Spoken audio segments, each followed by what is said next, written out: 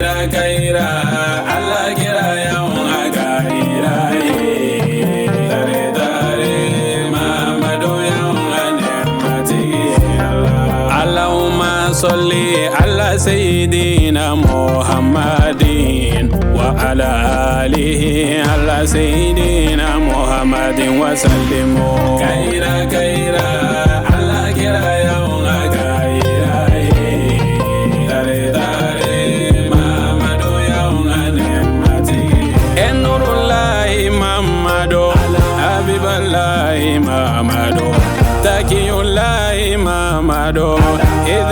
الحمد لله القائل وما أرسلناك إلا رحمة للعالمين والصلاة والسلام على سيدنا محمد القائل بئست لأتمم مكارم الأخلاق صلوات الله عليه وعلى آله ومن تبعهم بإحسان إلى يوم الدين وبعد. السلام عليكم ورحمة الله تعالى وبركاته. أمبي ألا تنوكا بركدا مسامي على كراباتي جيما ka keren ka hinay ka nyesi jin ana kono fen bela jelema ka sali kiraba kan ana somogo bela jele ala mi nyafo anya ka kuma kan sanu man kono ka fo ala ine keren kan ci jogo batiki munu temena nyefoli la kana ulu ka ci kana sinsin ka dafa ne ci kunyo ode o hukumu kono bi wajulu keneka amba ula doniya ka fo ni anye kulikuro ka be septembre kalo aletle nanima o min kumbena domba kalo ale tile 12 suma mauludu su alakira ba ale bangeli su mime nyenamaya islamia kono fancha manfe ala sonama kene sanuman bayin labon kera jamiatul ansar din bolo fara ba min be kulikoro kaw feino ka fara kulikoro kaw kan sango sani laben bi bolo ni ka mauludu nyenamaya kulikoro mime nyenamaya ankaramogo ni ankaramogo denfe sayyida nafisa usman haidra ka kaini nyinantai ala sonaka ubunya ni ankaramogo a sayyidi sharif ali usman haidra nan bela jelen kama ko badra kafra ankaramogo a sayyidi sharif ibrahim haidra kan kenen kan kulikoro ana lamini bela jelen bora kana farauka ni kan nisondiya nyenamaya nyonfe anga sharifu u donen ko kene kono sigiro la sorlen tumana mina maba welele munu kume kene kan ulu bi soroka kumata dakurnya flamin sorlo la nen aw anga je ka nyamada ofe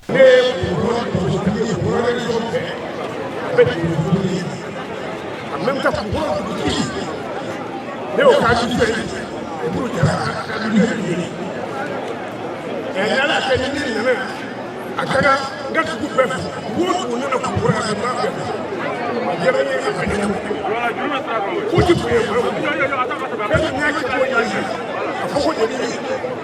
o ka wo ko kana ka na waji ni ko ko kana o nyana je a jere ni ama yi ala aseni ya se o se ile o ka ta ni ayi ama yi ala ala me ko se ni ile ko ko anyaw bela jele ko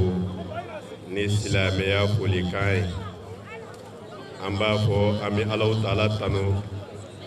masamiye bido injira auna do mi no de do bela jele la son ere mai do mi na le de don nyogonate du kabili du makolo dara no de donye Muhammad bin Abdullah sallallahu alaihi wasallam ale bangeni doyi o gumu konnana ga kila kana anga shirifike no de Sayyid Usman Madan Haidara no de unyegeli on kan kulukoro kono ya kadaga bi alhamdulillah ade chama beya amode chama beya a shirifu anga foli be awye an niso jara salo anye duwabu minge amba fo duwabu jabira wa ajidila sawere amba fo aga jidi ka temenika kadaga salo abalima muso kumbeya me bi balima ke chef la farala ka unu dew wa mi duwabu nyina ofe aga duwabu ke kulukoroye aga duwabu ke kulukoroye ka duwabu ke jamana yi toro mi me jamana kono ala ka nyoni ka kira nyomba yu salaka oto ne ko boy amma makram ko bafo ko mago foya a den bɛɛ lajɛlen fɛn fɛn bi yan n'a mɔden minnu bɛ yan an ka folo b'u bɛɛ ye komi karamɔgɔ y'a fɔ cogo min na ne ye Dr Jara Usumani ye Kulukoro dɔgɔtɔrɔ bɛɛ lajɛlen tɔgɔ la n'an ko an bɛ Amusar mɔgɔw ka foli kɛ ka ban an bɛ si a la an tɛ tila a la mɔgɔ wɛrɛw bɛ se k'a fɔ ka fɛ nka an dɔgɔtɔrɔ an b'a jɔyɔrɔ min don cogo min na parce que n'i y'a mɛn diɲɛlatigɛ i ko joli de Amusaru jɔlenba an ye cogo min na joliko la dɔgɔtɔrɔso kɔnɔna na Ala ni kira de b'a dɔn donc nin kɛnɛ in kan bamananw b'a fɔ ko ni foli waati y'a jɛ a ka ca Ala fɛ nafa tɛ a foli la bilen donc nin kɛnɛ in ye kɛnɛ ye n'an m'an da maga a la Ala de fanga jigin an na dɔɔni donc an bɛ Amusar jama bɛɛ lajɛlen fo kosɛbɛ u ka joli di la san o san a dili a bɛ nafa min ɲɛ Ala dɔrɔn de b'a dɔn muso kɔnɔma dama min bɛ sauver a kama denmisɛnnin dama min bɛ sauver n'a joli ye dan t'a la parce que bɛɛ lajɛlen b'a kalama joli tɛ sa olu ka groupe bɛ joli min di an ma an de b'a dɔn u b'a d'an ma fisabililayi an fana b'a di mɔgɔw ma fisabililayi donc karamɔgɔ an tɛ kuma jɛ an bɛ dugawu ɲini fɛ hali bi i ni balimamuso min bi yan pour que a bɛ Kulukɔrɔ bɛ se ka bɔ nɔgɔ la cogo min na ani jamana bɛɛ lajɛlen a fɔ cogo min na. an k'an ka ɲagari Ala ye fɛn belebeleba de ka anw ye Kulukɔrɔkaw Ala ye fɛnba de ka anw ye an ka basigi an k'an tulo majɔ an k'a dɔn fɛn min bɛna kɛ Ala ye sirifu caman caman de ci anw ma ɲinan san kɔnɔ Kulukɔrɔkaw an bɛna fɛn dɔ ye dɛ an bɛna fɛn dɔ ye sirifiko la an bɛna fɛn dɔ ye mamariko la o de kama ne ko mawuludu kan ka kɛ a ka kan ka kɛ nisɔndiya ye mais muso anw ka nisɔndiya kan ka bonya ka tɛmɛ bɛɛ kan kunun bɔra k'o fɔ n ko muso bɛɛ kan ka cɛ ladiya mawuludu la ka sababu kɛ mun ye ka kado k'i cɛ ye ko Alakira bangena ka bɛn ni wagati ma bari a ye anw musow ka yɛrɛma hɔrɔnya segin an ma kisi ni nɛɛma ni barika Ala ka jidi a n'a so dunkew bɛɛ lajɛlen kan o kɔfɛ an b'an ka sirifuw fo an b'a fɔlɔfɔlɔ jɔnni na o de ye Ba Madani den ye o de ye Basitan den ye o de ye Kanda tile o de ye diɲɛ kungoba ye cɛba min nalen kɛra anw ma hɛrɛ ye cɛba min nalen kɛra anw ma bɔda ye cɛba min ye diinɛ bɔ dibi la ni k'a bila yeelen na ale de ko musow ma a y'a majigin aw cɛw ye cɛw a ye kɛ laadiri ye aw musow ni ɲɔgɔn cɛ n'o de ye Usumani Sherifu Madani Hayidara ye an b'a ɲini Ala fɛ Sidani kɛnɛ Ala k'a d'an n'a ma o kɔfɛ k'an ka funɛgɛni fo n'o ye Sifila mɔrikɛ ye n'o ye Badara Saja ye cɛ min y'a kɛ Ala ye ni k'a fɔ Ala ye cɛ min ɲɛna filɛli kɛra Ala ɲɛsiran ye n'a kumada kɛra Ala ɲɛsiran ye cɛ min donfini kɛra kasange n'a bana versi la ka ba dulokiba la an b'a ɲini Ala fɛ Sija Ala k'a da an n'a ma k'a Hayidara Nafisatu an b'i fo k'i barikada k'i Hayidara salo bɛlɛkɛlaw ye dugawu ɲini nin kɛnɛ kan ɲina bɛlɛ ma dɛsɛ Kulukɔrɔ baji la cɛnjɛ ma dɛsɛ Kulukɔrɔ baji la an bɛ don min ko bi cɛnjɛ bi valeur minɛ bɛɛ lajɛlen b'a dɔn Nafisatu ye Hayidara Maram Kulubali Ala ka Sija ni kɛnɛya d'aw ma silamɛya Ala k'a dɛmɛ silamɛya dɛmɛbɔ Ala k'u dɛmɛ Ala k'an yɛrɛ k'a dɛmɛbɔ ye Ala ka na n ka sidiw ye Ala ka na n kɛ nafigiw ye diinɛ kɔnɔ yɛrɛ yira ni yɛrɛ bonya Ala k'an kisi a ma an b'an ka sirifu bɛɛ lajɛlen fo mɔgɔ mɔgɔ se kɛnɛ sɔrɔ an b'a bɛɛ lajɛlen fo yarabi an ma kɛnɛ Ala k'a sigi hɛrɛ la Ala k'a wuli hɛrɛ la bi su in na Kulukoro commune urbaine commune quartier 11 de b'a kɔnɔ a quartier 11 ne de y'a denmisɛnninw ka cɛbɔ ye u ye ne bila ka na bi kɛnɛba in kan an bɛ Ala fo sirifu an b'a ɲini aw fɛ aw ka dugawu kɛ Kulukoro ye an b'a ɲini aw fɛ aw ka dugawu kɛ Kulukoro ye an bɛ Ala deli Ala ka kɛnɛ wuli hɛrɛ la Ala ka kɛnɛ wuli hɛrɛ la an bɛ dugawu kɛ jamana ye Mali bɛ guerre de kɔnɔ an bɛ Ala deli Ala ka Mali sumaya kɛlɛ mun bɛ Mali kɔnɔ an bɛ Ala deli Ala ka jisuma bɔ a fura la ya Rabbi an bɛ an fa fɔ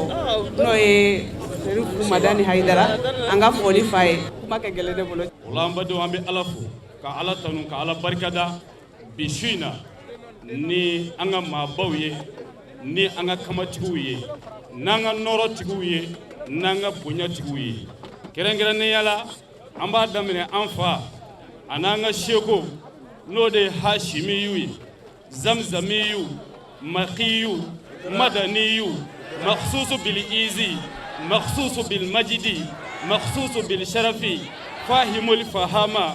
Bahauddin Kemaluddin Miftahul Janna Miftahul Rahma Ayatullahi fi din Asadullahi Shamsul Shumushi Nuru Nurullahi Nuru Dini Nurul Muhammadiyya muhilil baya tamaningaw de ani segalakaw de sadaka kalande basande bamadan nga ɲɔgɔn bali n'o de Seyida Sharif Usman Madan Haidara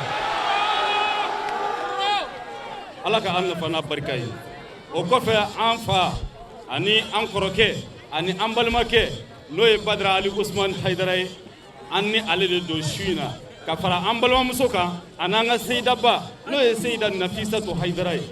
ni nɔrɔtigiw b'an bolo yan ka fara Burama Haidara kan ka fara shirifu caman kan minnu bɔla a Seyida Sharif Usman Madan Haidara a ka du belebeleba in kɔnɔ ka se anw ma Kulukoro yan o la Kulukorokaw foyi ti ne ni aw ma ala fo ala tanu ala waleɲumandɔ ani ala barikada ko nin ɲɔgɔn ma deli ka kɛ wa an t'a dɔn nin ɲɔgɔn bɛna kɛ don jumɛn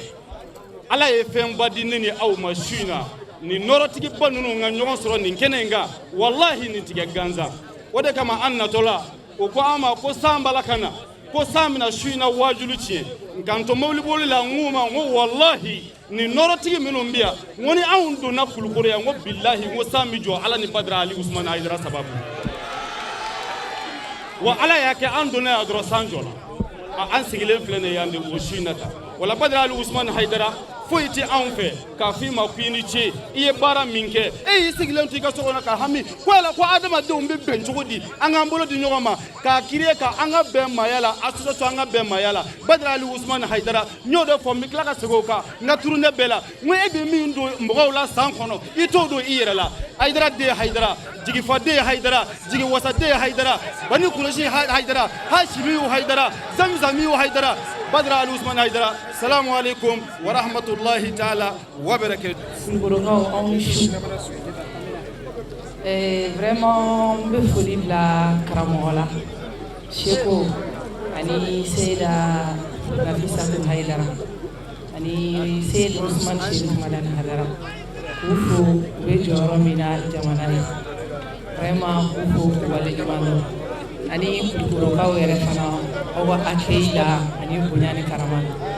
vraiment ni kɛnɛ sanima an bɛ dugawu kɛ dugawu min kɛtɔ don a kan ala k'a jaabi ala ka bɛɛ lajɛlen haminako nɔgɔya su in na ne ka association tɔgɔ ye AJSD Association des jeunes au secours des déshérités ni o baara kɛ bɛ ka yatimɛw de ta olu de b'an bolo ani muso cɛsabagatɔ o de ne b'o o de ɲɛmaya la su in na n bɛ karamɔgɔ fo ale min kɛra sababu ye ka se kɛnɛ in kan vraiment ala ka bɛɛ lajɛlen haminako nɔgɔya. An tugura an ka ɲɛmɔgɔ kɔ ka na Kulukoro ka na mawuludu ɲɛnamaya fɛ ka sabu kɛ an ka bɛnmaya la a sɔrɔla mawuludu de kɔnɔna la o an ka bɛnmaya la a sigikun tɛ ko an ka politiki kɛ a sigikun tɛ ko an ka diinɛ dɔ lafasa a sigikun tɛ ko an ka diinɛ dɔ kɛlɛ a sigira de ko an ka bɛn ani kelenya ani koto ɲɔgɔn ta la ani ɲɔgɔn dɛmɛ kan k'o sabati Mali kɔnɔ ani Mali kɔ kan hakili la nin de ye Badara Ali Usman Haidara ka hakilina ye donc n'a taara yɔrɔ o yɔrɔ a ka d'an ye an ka jɔ a kɛrɛfɛ ka mɔgɔw hakili lajigi o tɔn in na n'i ye tɔn in ta k'a lajɛ lujuratɔw b'a la parce que a ko a ma ko inclusion sociale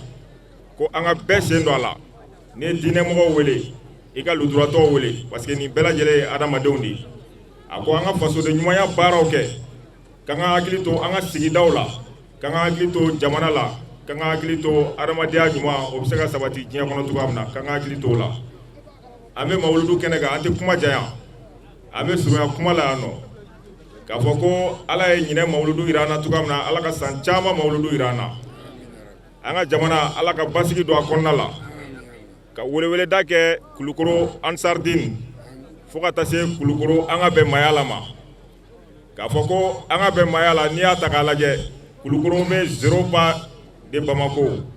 mais an ka bɛnmaya la a fanga ka dɔgɔ Kulukoro yan donc an b'a fɛ Kulukoro bɛɛ ka kɛ an ka bɛnmaya la ye Badara m'a fɔ ko an ka politiki kɛ walasa ka bɛɛ don an ka bɛnmaya la a ko de an ka baara kɛ walasa bɛɛ ka an ka bɛnmaya la hakilina faamu mais anw minnu bɛ yan aw ɲɛkɔrɔ bi en tant que membre du bureau exécutif national o hakilina in tɛ se ka sabati n'an ma mɔgɔw sɔrɔ ka fara an kan donc an ka laɲini ye ka baarakɛlaw sɔrɔ ka fara an kan an ka se ka nin hakilina in cari cogoya min na donc an bɛ sɔrɔ kuma la yan nɔ k'a fɔ ko unité solidarité laïcité vivre ensemble c'est se lever ensemble. Audenge Kounati Abdul Karim Kabo Côte d'Ivoire, précisément Boaki. Ivoire Bella Jelin Tokola. Kafuli di Nabara Bella Jenima. Kanya ala fe Molucha, Mabi ala fe Yarapi, ala Bubla Anshikono. Amanyine ala fe Sanchama Chamabi ala fe Yarapi, ala Bubla Anshikono. Am Okofe, Ante Bokuma Kono. Fo anga anfa ana karamo ani islamia jigi ani ansaru nyajoro no ye Sayyid Sharif Usman Madani Haidara kani ala fe ala ka anfa na barkai ala ka me anye ana ka dime ya rabbi ala ku koloshi ala ku me anjigi ala ku me islamia jigi amani ala fe la bongo nyuma ala ku di amma ala ka ando romana ala ko kekira roma ko soli ala rasul karim kenen kelenga ani anguntigi muso ani anga sharifa anana ni kenenga do jabi chama yira ni kenenga afora ni kenekele ngono ko sanwere kante kuyano me kulukuru ka o amma kuma injate mine aw yere yayi shina agere jogoya mina ala e ko badi ke aw ye shirika kulukuru ka o ala ma min nyongona ke aw nyongona weraw ye ni wakati na shirifla du abela jele bolelo me kulukorokaw aw ye min soro mo shima soro ala sona ka kangara ka tu dama daje awma ame drama fo ni yoroina ka barika da danti folimina Badara Ali Haidara ale de ko kanga be mayala Badara Ali Haidara ale ni aka abalima benala folo ale ga soro ka bo ka fo ko anga be mayala wa kabini ay tabale ko sido mina fobi mali kono mali ko ka bela jele Badara ka kuma mine am bela jele bele do mayala bi ala ni Badara Ali sababu ambe duwa kai ala ka so shi ani kene ala Badara Ali Haidara amma foye Badara fe ni nyakunyuma yate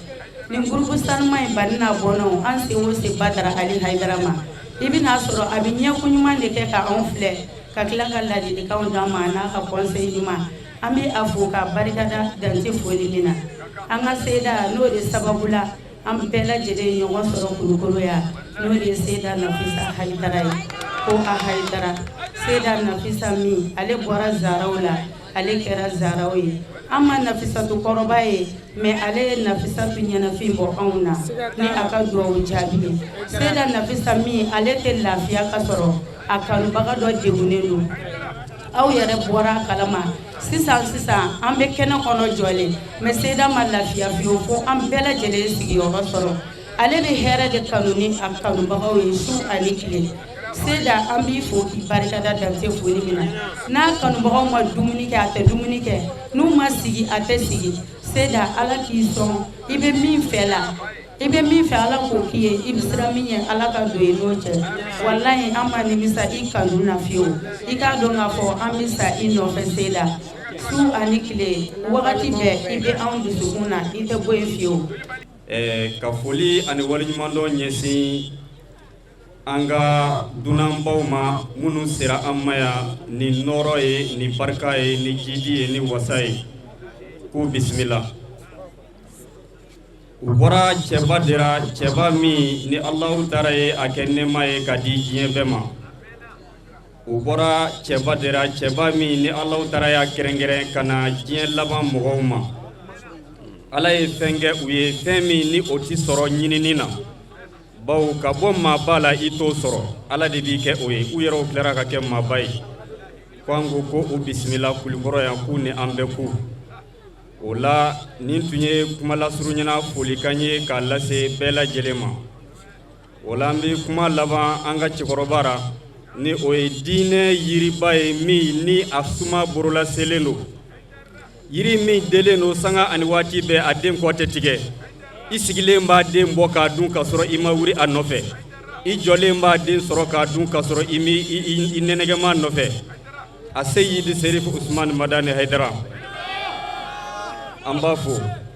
o la hakɛto bɛ kuma na sɔli ala rasulihi amin na ba bɛɛ lajɛlen fo fɛn fɛn sera k'a sen bɔ a kɔnɔ kɔrɔ ka se nin fɛnɛ in kan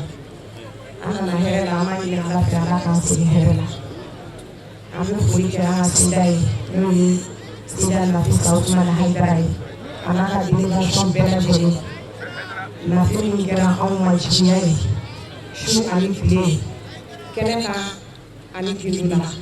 nafi Ala ka nin kɔlɔsi ni Haidara ka foli kɛ an ka sirifukɛ ye n'o ye sirifu Buwa ye ka Haidara ana an ka sirifukɛ Badara Ali Ousmane Haidara Ala ka n'aw kɔlɔsi lahalaya bɛɛ lajɛlen na. Alina danaima sirifike alina danauma wajude alala alina dana Badara Ali alina danaima alina dana Kurane tigi dengema alina danaima wajude alala alina danaima alina dana dametigi alina danaima alina dana karamatigi alina danaima alina dana bokolo nyuma sima alina danaima ngajurde alala Sayyidatu Nafisatu Haidara bani de nafama wallahi billahi nafama de muso bɛɛ ka wolola Haidara Haidara Haidara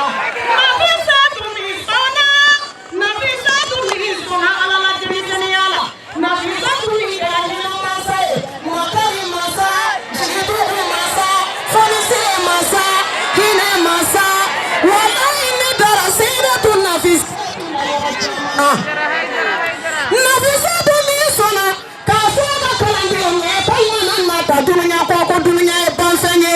Nafisatu mi wa ka kalandenw ma k'an ka ɲɔgɔn minɛ k'an kana fara fara Nafisatu de ko a ka kalandenw ma k'an kana sɔn ɲɔgɔn kɔ kuma ma bani kuresi ka ni asimi ka dunuya bana ni lahara kɔlatigɛ Ala k'i sɔn sija ni kɛnɛya ni laban ko ɲuman na amina ya rabbi. Ka jama bɛɛ fo ka bɛɛ ko ɲuman dɔn ka bɛɛ barikada kumaba minnu kumana sisan an bɛ bɛɛ lajɛlen fo a ka bonya kumaw la a ka kanu kumaw la ka ɲɛsin an fa an ka ɲɛjɔyɔrɔ ma n'o ye Seyidi Sherif Ousmane Madani Haidara a joli minnu ye ɲɔgɔn sɔrɔ yan bi an bɛ aw fo a ka bɔli la nin zanzumaya in na nin bɔgɔ in na an b'a dɔn maa kanufɛn foyi tɛ se ka don i n'a cɛ a y'o de jira an na an b'a dɔn hali ni sanji tun bɛ ka jigin nin su in na aw jɛ bɛn n'a ye ka sigi sanji kɔrɔ ninnu kanu kosɔn an bɛ aw fɔ aw ka kanu na ka aw barikada ka nin bɛɛ kɛra Ala ɲɛda de kama ka ɲini Ala fɛ ya Rabbi a ye nin min kɛ Ala zati kama hami min bɛ Kulukɔrɔ la an y'a ɲini Ala fɛ ya Rabbi Ala k'a bila an ni aw ye o la ni Ala sɔnna an ka Seyida n'o ye kɛnɛ yɛrɛ bonya tigi ye n'a ye kɛnɛ bonya bɛɛ ta k'a di a badenkaw ma n'o ye Seyida Sherifa yani Nafisa Haidara an bɛna kuma d'a ma dakurunya fila foli min b'a bolo ani bɔrɔdon min b'a bolo a b'o kɛ a badenkaw ye yani kuma ka se sirifila morikɛ ma Ala sago aw bonya b'a la. Bismillahirrahmanirrahim. Wassalatu wassalam ala man la nabiyya ba'dahu. Sayyidi wa habibi Muhammad bin Abdullah wa ala alihi wa man walahum bi ihsanin ila yawmiddin. Salamullahi alaikum wa rahmatullahi ta'ala wa barakatuh. An bɛ tanga ɲini Ala fɛ ka bɔ sitanɛ danganen tɔɔrɔ ma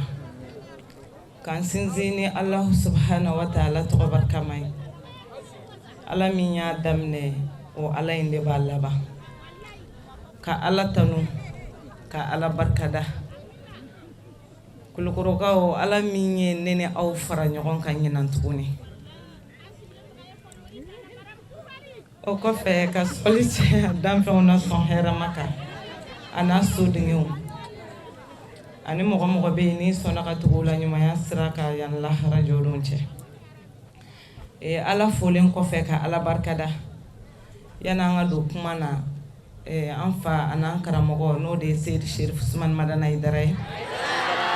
an b'a fo k'a barikada ka d'a kan n'i y'a mɛn ale de don wa nin ko in sababu ɲuman ye ale de fana ye n'an bɔra ye kulukɔrɔkaw ka aw yɛrɛ fo ka aw barikada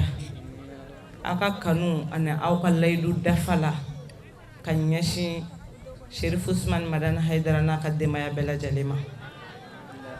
N'an bɔra yen ka délégation bɛɛ lajɛlen fo mɔgɔ o mɔgɔ farala an kan ka bɔ Bamako, Abidjankaw b'an cɛ la, Burkinakaw b'an cɛ la, Chinekaw yɛrɛ b'an cɛ la su in na. Nin bɛɛ lajɛlen mana fosi kama fo n'a kɛra dɔrɔn ko danfɛnw na sɔn hɛrɛ ma n'o ye Mamadu Mustafa ye, ko Ala sɔnna ka cɛ min ci diɲɛ ma ka na diɲɛ lafiya k'o ka bangeni ye su in na ye k'u bi fara an kan ka na nisɔndiya kɛ. Vraiment ka bɛɛ lajɛlen fo mɔgɔ mɔgɔ bɔra yɔrɔ yɔrɔ la. O kɔfɛ kulukɔrɔkaw Ala y'aw ladiya su in na. Ne filɛ ne kun tɛ fɛ ka kuma wallahi nisɔndiyalen de don. Ko n'i ko nisɔndiyabagatɔ ma a ka tasuma fiyɛ n'a daji ma faga nunji b'a faga. Ne balimakɛ bɛɛ lajɛlen bɔlen don bi. U bi yɔrɔw la ka mawuludu kɛ ka Ala ka diinɛw dɛmɛ. Nka kulukɔrɔkaw Ala ko k'a bɛ aw bonya ni cɛ ye bi. Cɛ min y'a to Ala ye k'a to kira ye. An kɔrɔkɛ bi kɛnɛ kan n'o ye Sherifi Bura ye. San o san ale n'an ka cɛkɔrɔba de bɛ mawuludu kɛ ɲɔgɔn fɛ. Nka ɲina ale fana ko k'a bɛna fara an ka kulukɔrɔkaw ka o ɲɛnamaya. O kɔfɛ cɛw la cɛ Ala ɲɛ siranɲɛ jɔn ka ban diɲɛ na k'a se to a ye. Ka banabagatɔw furakɛ hali t'a da dɔn. Seyid Cherif Ali Ousmane Haidara. Kulukɔrɔkaw Ala sɔnna ka aw garijɛgɛ don o de la su in na. An balimakɛ dɔ bɛ yan n'o ye an ka karamɔgɔ dɔ ye. Kulukɔrɔkaw bɔra ne fɛ yen o don a ko ka Badara fo. Ko ale den ye accident kɛ ko Badara de jɔlen don n'a ye. Wallahi kalo kɔnɔ Badara bɛ banabagatɔ hakɛ min furakɛ anw t'a da dɔn. Badara bi cɛ sabagatɔ minnu ɲɛji cɛ anw t'a da dɔn. Ni Badara tɛ maa caman bɛ yen i bɛ si kɛnɛma bi. N nana ni o de ye ka na di aw ma su in na. Mun ka sɔn kulukɔrɔkaw ka hami bɛɛ lajɛlen ka dilan. Wa n dalen b'a la a bɛ dilan koyi. Kow ye kama de ye n dalen don a la a bɛ dilan. Seko n b'a fɛ i ka dugawu kɛ kulukɔrɔ bɛɛ ye i ni Nabi. Kulukɔrɔkaw ye ne kanu u ye n bonya. N b'a fɛ i ka dugawu k'u bɛɛ lajɛlen ye. Nka kɛrɛnkɛrɛnnenya la ne ka mɔgɔw bɛ kɛnɛ kan cɛncɛn bɔlaw ani bɛlɛbɔlaw aw bɛ yan. Badara ninnu ye ne ka mɔgɔw de ye. N b'a fɛ sini i ka dugawu k'u ye Ala k'u bɛɛ lajɛlen kɛ miliyardɛriw ye. N b'a fɛ i ka dugawu k'u ye Ala k'u bɛɛ lajɛlen kɛ setigiw ye. Kulukɔrɔkaw vraiment nisɔndiyalen don. Badara ye ko bɛ kɛ n fɛ ko n ka yɛlɛ sanfɛ ka taa n sigi. N ko su in na ne yɛrɛ de b'a fɛ ka sigi duguma k'i lamɛn. Vraiment k'a ɲini Ala fɛ san caman bɛ Ala bolo Ala k'o dan n'aw ma. Haminako dogolen n'a bangeni ye Ala k'an n'aw hamiw nɔgɔya. Mawuludu ninnu Ala k'u bɛɛ lajɛlen kuncɛ hɛrɛ la. Ala ka bɛɛ lajɛlen kisi. An ka jamana Ala k'a kisi. An ka jamana Ala k'a tanga. Ala ka bɛn don diɲɛ kɔnɔ.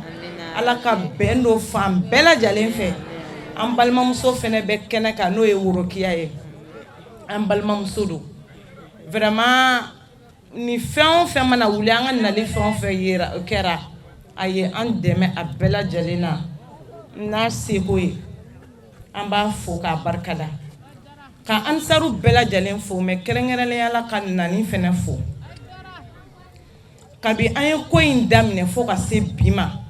dunan min bɛ jigin nani bara an t'a da dɔn.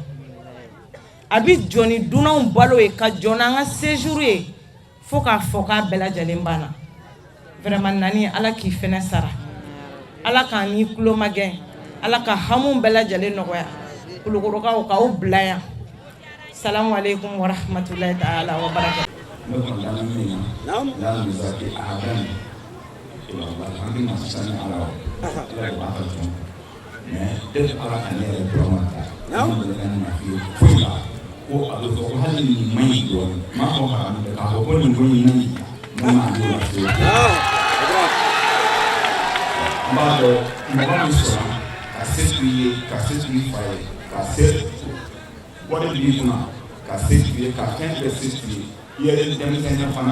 Jangan naik, kau mau menunggu juga di yang ni pasal nak kau tengok dulu.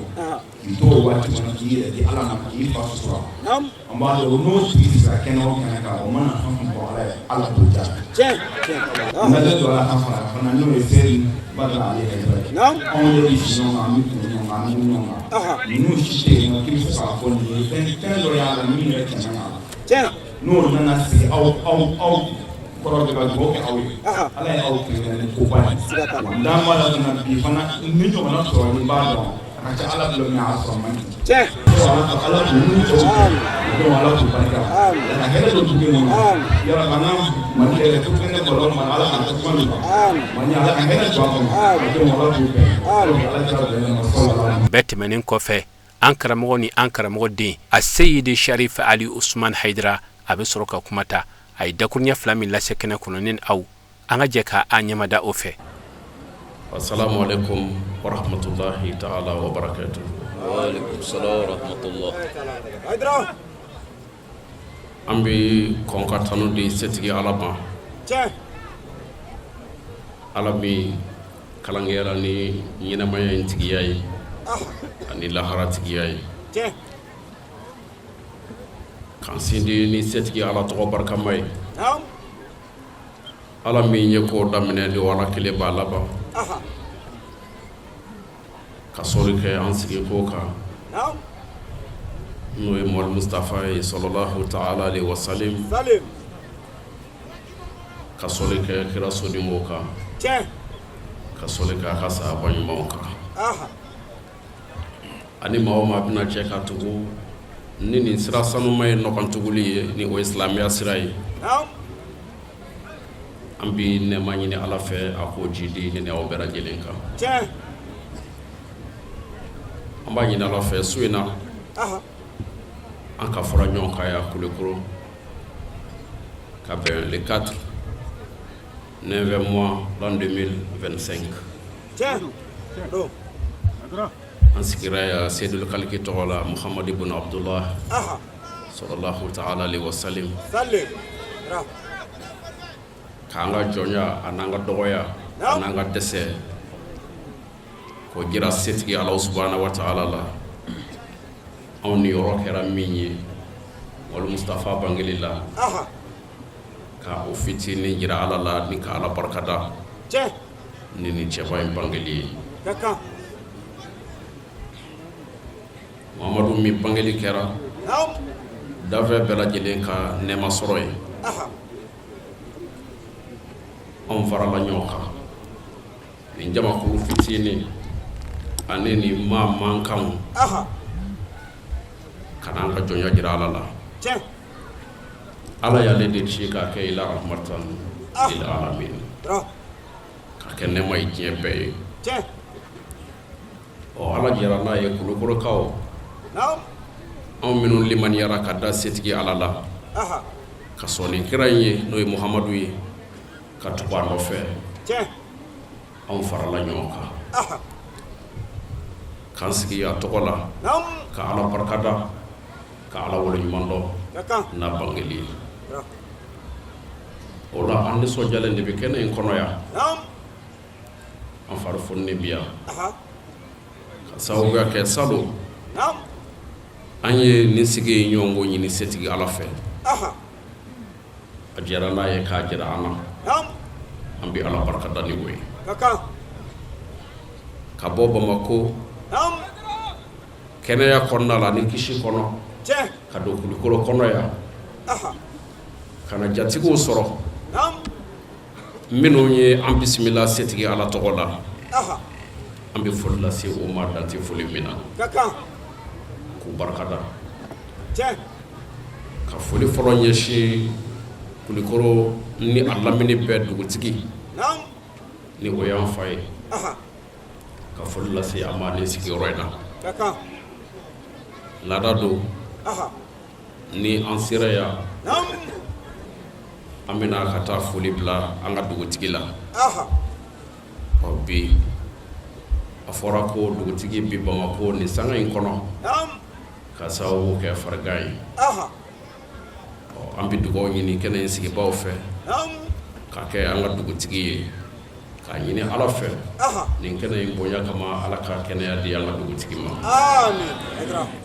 ala ka ɲuman se ka n'a ka denbaya la n'an bɔra yen an b'a ka conseillers fo ni an ka dugutigi fora Kulikɔrɔ région a mara bi administration min bolo n'o ye an ka gouverneur ye an bɛ gouverneur fo dan ti foli min na ka laban tuguni an ka mairie ni o ye sigida mara kuntigi ye administrativement Badara Alu Tambura an b'a fo dan ti foli min na nin kɛnɛ in kɔnɔ yan wula in na an sera a fɛ yen a ye an bisimila silamɛya tɔgɔ la o kɔfɛ an ka alimami bi yan n'o Elhaji Ba Kane an bɛ a fo a ka bisimilali la wulada in na ka fara a ka mɔgɔdamu kan a ka du kɔnɔ o kɔfɛ an sen sera yɔrɔ caman na yan alimami ba min bɛ yan misiri bɛɛ lajɛlen fara ɲɔgɔn kan ni o ye Kulikɔrɔ alimami ba ye Ɲare an sera a fɛ yen a fana y'a ka sijɛya to a la sa in tun bɛ cogo min na bɛɛ b'a kalama an bɛ don yan sanga min kɔnɔ mais ka bɔ k'an bisimila bɔkɔ cɛ la k'a yɛrɛma dɔgɔya an ye a kɛra setigi ala de kama an bɛ a fo k'a barikada o conseil président an bɛ a fo nin kɛnɛ in kɔnɔ a fana ka bisimilali la ka bɔ san kɔrɔ ka taa kunbɛn ka laban tuguni ka n'an bila sira san fɛnɛ kɔrɔ alors a ye min jira an na o de ye ɲɛmaya min kalifara a ma k'a fɔ ko ale ka kan n'a ye anw nana yan silamɛya de tɔgɔ la jɛkulu min bɛ Mali kɔnɔ bi ni a bɛ Mali silamɛ bɛɛ regroupé ka kɛ kumada ye silamɛw ni sanfɛmaw n'a bɛ f'u ma faamaw u ni ɲɔgɔn cɛ o ɲɛmaa y'ale ye Kulikɔrɔ yan ni o y'a premier adjoint an b'a fɔ wulada in na ka bisimilali ko ɲuman na a ye min jira an na k'a barikada k'a waleɲuman dɔn o kɔfɛ bonya caman ye an sɔrɔ kɛnɛ in kɔnɔ yan yan'o cɛ wulada in an bɛ don yan waati min na sango de tun b'a la nka kabi Kulikɔrɔ donda fo ka se nin foli ninnu bɛɛ kɛ yɔrɔ ma ala jɛra n'a ye Kulikɔrɔkaw de bɔra cɛw musow mototigiw minnu bɛ moto katakatanin na ani minnu bɛ bolimafɛn wɛrɛw la bɛɛ bɔra ka taa an kunbɛn silamɛya tɔgɔ la ka don ni an ye Kulikɔrɔ yan an bɛ aw fo k'aw barikada nin kɛnɛ in kɔnɔ yan o ko an ka commissariat min bɛ yan n'o ye commissariat de police ye a ɲɛmɔgɔw a ye a ka représentants bila ka na ni o y'a ka délégués ye an ka porteur d'uniforme caman bɛ an fɛ kɛnɛ kɔnɔ ka na fara an kan hakili la sapeur pompier mɔgɔw fana bɛ yan n'o ye protection civile ye o fana caman bɛ kɛnɛ kɔnɔ yan ka na fara an kan jango ka se ka kɛnɛ in lakɔlɔsi alors an bɛ foli lase nin bɛɛ ma o kɔfɛ ka kɛnɛ in naba bɛɛ fo ka bɛɛ barikada anw mana ya dɔnnibaya tɔgɔ la an mana ya karamɔgɔya tɔgɔ la an mana ya ko an bɛ fɛn dɔ dɔn mais an nana ya kanu min kama an b'a jigiya o b'a bɛɛ enveloppé parce que fɛn o fɛn mana bɔ kanu kɔnɔna la ka ban o wasara ala ko kira ma cogo di a ko Muhammad dit si vous aimez vraiment Dieu suivez-moi, Dieu vous aimera et vous pardonnera vos péchés.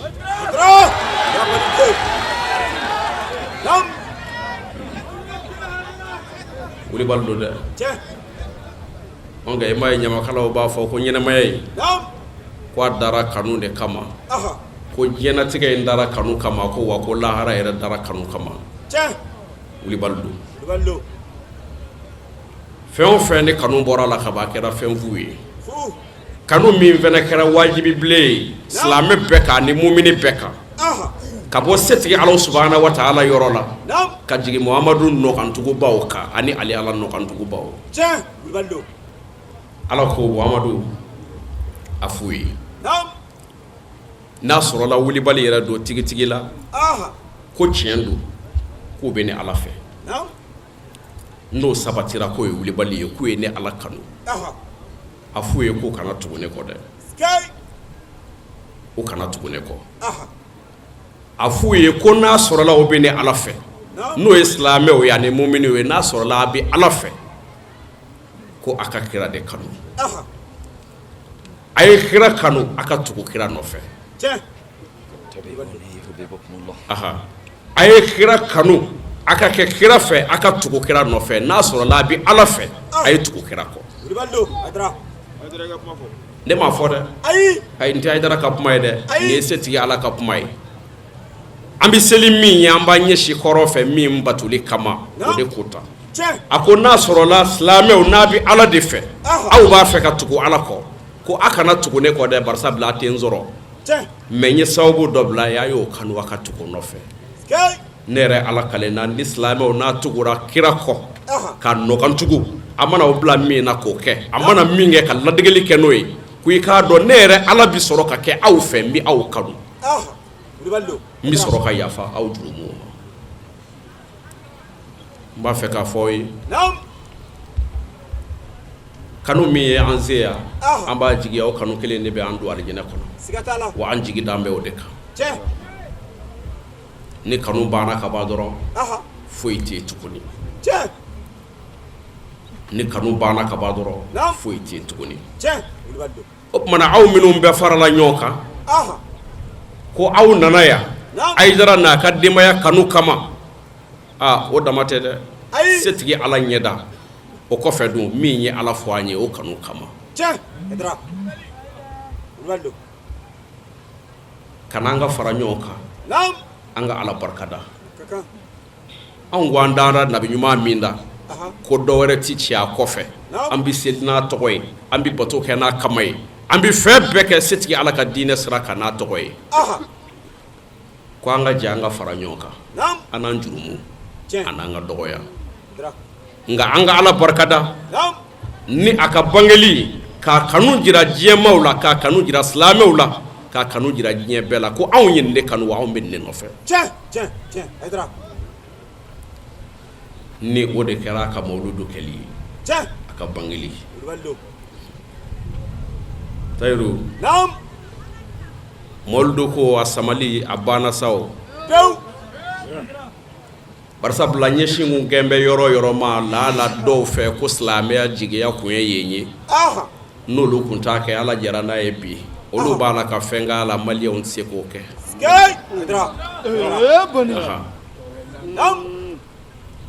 ni makan fɔra ka ban dɔrɔn a fɔra ko silamɛya tigi bɔra yen de o tumana ko silamɛya jigiya ani silamɛya ka misaliw ta yɔrɔ dɔ bɛ kɛ yen ala jara n'a ye olu b'a la ka fɛn k'a la bi maliyɛnw tɛ se k'o kɛ a kɛcogo la kɔni a kɛcogo la a kɛcogo la se kɔnɔna la n kan b'o de ma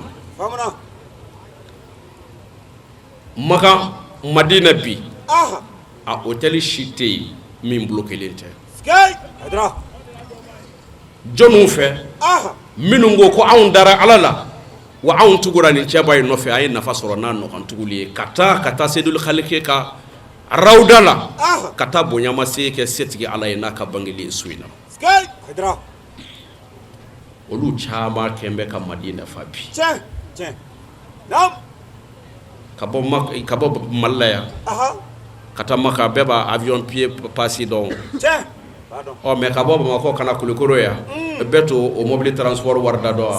kelendo wa o mana ma joli kembe ka hotelu bloqué bi Madina kono ani makangonna la ay nyini galeke kacha o damate ay autorisation min dira bi makan wora nyema no e makan kuntigi a denga min be ye bi no e Ben Salmani ay arabo la kono Allahu akbar ni islami authentique islamu korole abi foko islamu authentique na fara authentique doro ni korole di falsification bi se kana mais ni authentique o koro ko ni ya sursudi a jude ni a gere ko ni onge ibi lemuru baji anga karton ngono ya nga mimbi bol lemuru bala ni mimbi bla karton ngono kelendo wa ayi kelende o mana mimbi bol lemuru bala ni bo ki da kono adu fode mako authentique pour que ka famu ya gere famuna akobi makana lamini be fe no kun dogora kira mol Mustafa ka ko sallallahu ta'ala alaihi wasallam ay ordre de ko ka bela jile yugo bakana nay ka bebo bogo jugoro Allahu akbar haydra fokata se kira e kolodo jira sallallahu ta'ala alaihi wasallam ko na fatura ba fe akolije ka boni koloy ngono ayo koloy mbla en opération bi haydra anyuro tara andona don chogola koloy fanvela la kata ajido sama ni ndo ke mbiano e arna ya lep mese ka chama voila haydra anno yaranga manno ko yade onge amano ga na jira la ka fo ko ni koloy ngoni mbiya kaba ko kira no file sallallahu ta'ala alaihi wasallam sallim aw ka dine c'est-à-dire ambi dine mina anya donen do kaba Allahu akbar seunde kuma fe ka daka walma seungun daraka mais ala jarana e bi seun bala ka boaka sendigi nungu setala o ka jigi yakun ye yoro munu e na bi fu mako ka aliyu o deme baw anu seme yoro bi abegli karala sitigi Allah subhanahu wa ta'ala ka bonya kono ni Ben Salman bonya e khoni ka wuli ka joye amba tanu fo ka fanya tanu bar sabla ye fenge anwi ni ye fenge kira kanumba ya kuyi fe kumbe na bi fo ma ko lié historique mol Mustafa ka barawla ni no kuntunna makan konna la ni Madina kono ala jarana e bi abala ka bela jele bla sans fait bi kama chama lafiya anga umrawla kan chama lafiya anga hiji ukonna la me pmay mako be mina doro moldu kodo ni jigiya ko ngera makaye no e saudiya e ko lo ko tala kake bi olu bala ka fengala mali bebe faranyonga otise ko bonyongo ke sangeme aku shukelempe o bala ka minga bi mali be faranyonga sankeme awari otise kake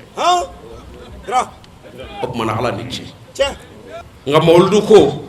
an jombo minka nya fo tani nga sigi flatala hadisa jele o nebe ambi sega ka nokoti kala bebe hadisa minundo aw mi hakilla jige de ke awe nyoti anklala mena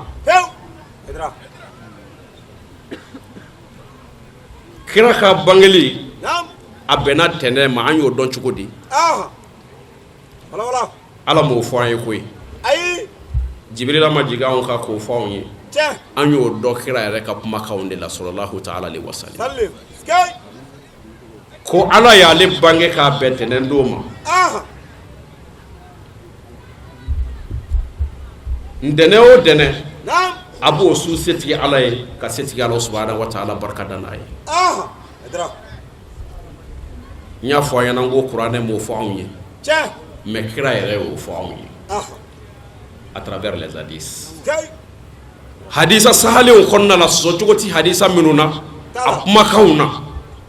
ana ye hidaya minnu bɔ n'o ye bakan hakɛ min fara ka sanga ni a yɛrɛ si hakɛ ye ka setigi ala barikada ni san 62 dɔw ko san 63 ye o bakan 62 ni bakan 63 o sɛbɛndilen bi anw ka hadisaw kɔnɔ minnu ti yɛlɛma ko a ye ninnu di setigi ala ma ko ka ala barikada n'a ye ko munna ko ala y'a bange ko ka ni si hakɛ d'a ma ko ala n'i ci ne hakilila n'a sɔrɔla hakilima ani faamutigi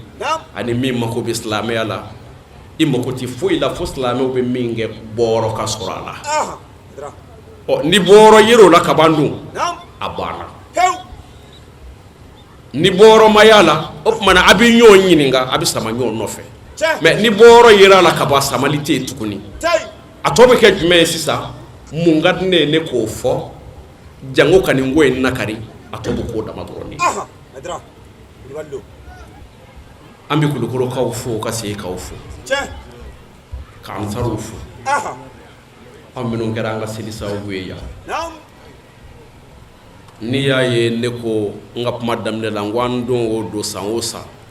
an bɛ taa alimamiw fo ka taa dugutigiw fo minnu bɔra ɲɔgɔn na olu de ye kelen ye bɔ ɲɔgɔn na o wasara setigi ala subhanahu wa ta'ala fɛ yen ni ne balimakɛ walima n balimamuso yɛrɛ ka fɛn o fɛn kɛ ala jɛra n'a ye badara yɛrɛ y'o kɛ hali ni n tɛ o kama ma nɔgɔ yɛrɛ don a la n ko an bɔra yan waati o waati an taara alimamiw fo ka taa dugutigiw fo ni Nafi yɛrɛ yɔrɔ yɔrɔ badara yɛrɛ ye hali ni yɛrɛ kun jɔlen tɛ yen Nafi de ye ne ye ne yɛrɛ de ye Nafi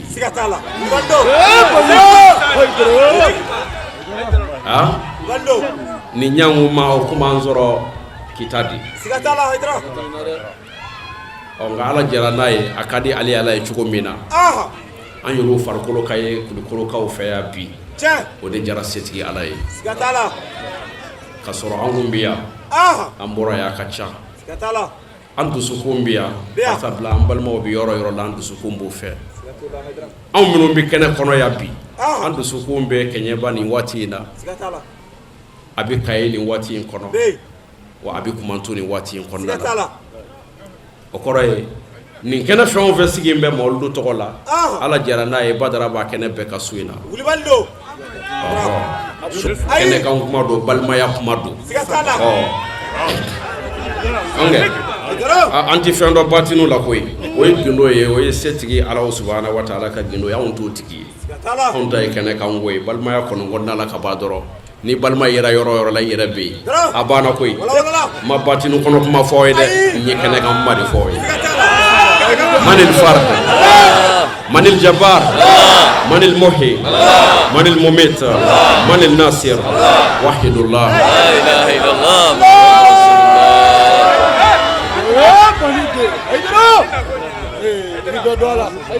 Rasa Ansaru an bɛ segin k'aw fo k'aw barikada ka wale ɲuman dɔn ka dugawu kɛ an ka jamana ye ka dugawu ɲini naba bɛɛ fɛ ka kɛ an ka jamana ye n'o ye Mali ye ka kɛ an sigiɲɔgɔn jamanaw ye ka dugawu kɛ diɲɛ bɛɛ ye nin su in bonya kama ani aw yɛrɛ minnu y'a ka baaraw bila kana fara ɲɔgɔn kan yan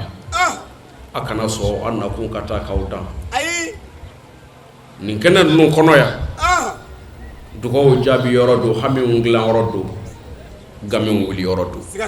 a kana siga a la hami gɛlɛnw minnu ni maa jigiya yɛrɛ t'a kan k'a fɔ a bɛ dilan olu camanw dilanna nin kɛnɛ ninnu bɔɲɔgɔnkow la o tumana nabagaw a ye hami ɲuman siri ni aw yɛrɛ ye a ka siri n'aw balimaw ye an bɛ yan setigi ala de tɔgɔ la min ka d'a ye ni dafɛn bɛɛ ye an sigilen bɛ o de tɔgɔ la o tumana maa tɛna dunun fɔ yɔrɔ la ka bɔ yen ka t'i kɔnɔbara gansan fɔ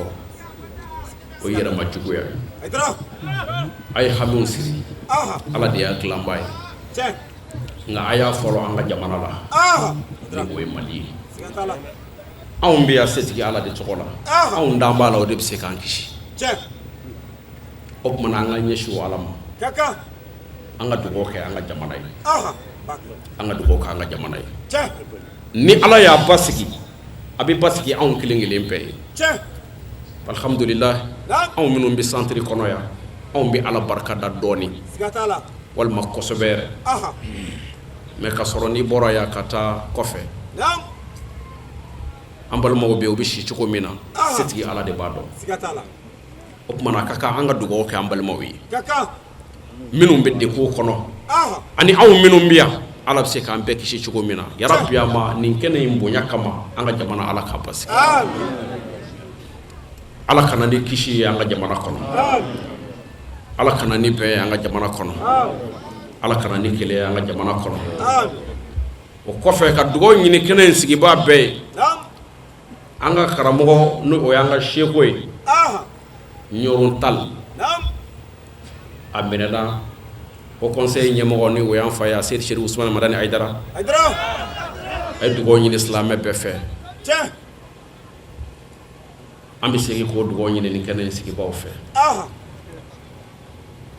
ala bɛ se cogo min na k'an fa n'an karamɔgɔ k'a labila hɛrɛ la ka segin ka n'a ka denbaya la hɛrɛ la cogo min na an b'a ɲini ala fɛ ala k'o latigɛ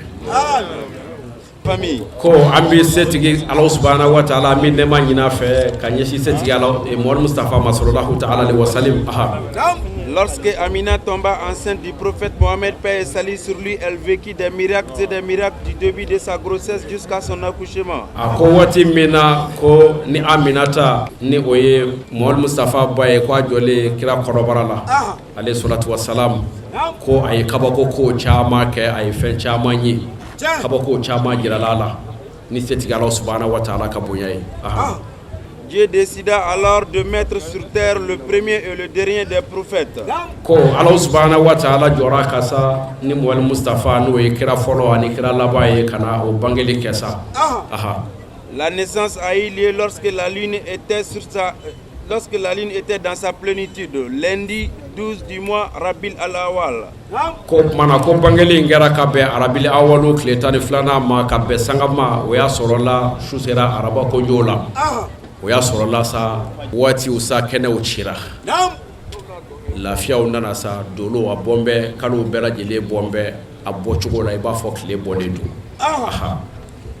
Elle a accouché dans une grande et surnaturelle sérénité et a mis au monde une lumière éclatante comme la lune dans sa plénitude. Ko mana ko Muhammad Mustafa bangera sa bonya o konna la bonya minnu ni danta la ko mana ko Ahmad al-Basharu anana ɲɛnamaya konna la ka bɛn ni sanga ma ni o de sanga min jara setigi ala ye ko n'o kɛra ko min bɛ ɲini anw fɛ sa o de ye. Il est donc recommandé à toutes et à tous les musulmans du monde de se mettre debout ensemble pour honorer cet événement unique. Ko mana ko min bɛ ɲini lamɛnbaaw fɛ sa o de ye mumini ni muminatu minnu ye ɲɔgɔn sɔrɔ yan ko an bɛɛ lajɛlen ka wuli k'an jɔ sa ni Muhammad Mustafa ka bangeli bonya ye o kuma an k'an yugu o la sa.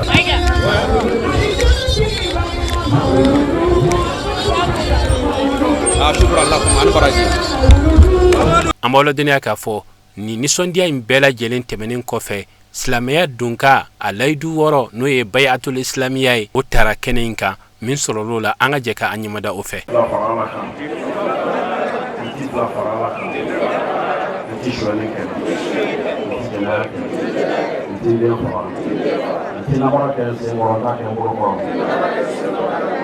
Ni kira Muhammadu ye bila baara ɲuman min na an b'a kɛ ala ka dafa nɔgɔya ala ka yafa n'aw kira na somɔgɔw kama